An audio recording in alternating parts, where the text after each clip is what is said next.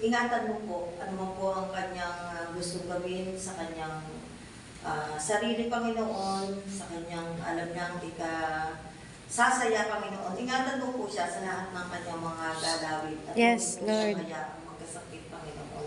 At ibigay mo po sa kanya ang kalakasan, kalusugan sa kanyang buhay at sa Yes, kanyang amen. pangangatawan.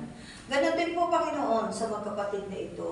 Ang magkapatid po itong Panginoon, bagaman sila po ay ang magulang nila hindi gano'ng nakakasama. Subalit every Sunday po, Panginoon, tunay naman po sila ay kasama ng kanilang lola at lolo na umaattend po dito sa iyong tahanan. Kaya, Panginoon, tulungan mo po ang mga batang ito. Bigyan mo po sila ng aking katalinuhan, kalakasan, kalusugan.